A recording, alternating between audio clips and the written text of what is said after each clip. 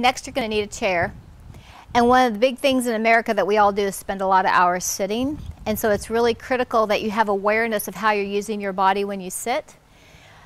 I made a video about how to use your body when you're sitting, so I won't repeat that here, so please just look at that on the website. But for now, I want you to think about being able to feel your sit bones, the bones right under your hips, on the chair, whether you be in the car or in a chair at home, and feel that pressure be even on each sit bone.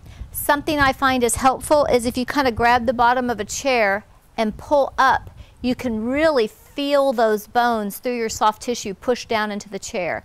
And you want to start to get mindfulness and awareness through the day is my weight even? Because sometimes we don't even know it, but when we write or when we do something, we'll shift onto one hip. It's okay to cross your legs. For those of us that have SI joint problems, if you're really trying to recover, I recommend that you do not cross your legs for a period of time until your physical therapist says it's time to do that again. But when and if you do, you want to make sure that you keep your weight level and even across your sit bones when you cross your legs, whether it be that way or this way. Weight is even across your sit bones. Ideally, you won't even put that asymmetrical force up into your pelvis. You'll just have both feet flat on the floor. Knees should be lower than your hips if you're working forward or eating. Most of us are. And so what I want you to feel, this is abdominal strengthening. We're going to play with rocking and sitting. So I want you to put your thumbs on your ribs, your lower ribs, and your pinky on your pelvis so you can feel those bones. You don't want this distance to change as you allow your body to fall forward into gravity. So this is not effortful, this is actually releasing. To come up, I want you to push down into the ground to come up. Good. So there's many different ways we can finesse this, and what I want you to focus on is as you fall forward into gravity, that this length does not change. So you don't do this or you don't do this. That you actually keep this distance consistent the whole time you come forward. Good. So as you come forward, you're releasing down into gravity. Many times my patients will already be thinking about coming back up and they'll start to tense these muscles in their spine. Think about your sternum staying heavy into gravity. Heavy, heavy, heavy. What brings you up is this push into the ground. Again, come forward.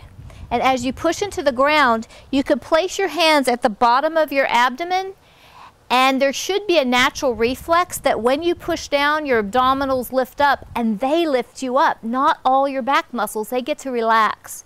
So come forward again into gravity, push down in the ground, and if your abdominals are asleep, and they haven't worked in a long time, you can actually take your hands, and you push, lift, that's the timing. Fall forward into gravity, push, lift to come up.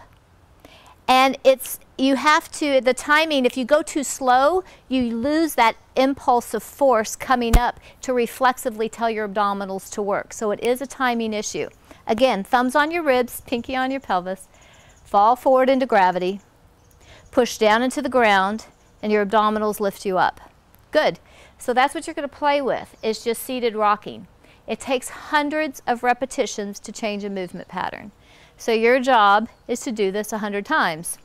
If you get to number 7 and you lose your mechanics and start to come into your back, you have to stop, take a break, and come back to it, and gradually build up. So that's forward rocking. The next one is going to be side to side rocking, and I'll give you 2 views of this. Same position. You're going to push through your foot to rock onto this sit bone. And then you're going to push through this foot to rock onto this sit bone. And all of this stays stable. So if this stays stable, we have to pick up our opposite hip.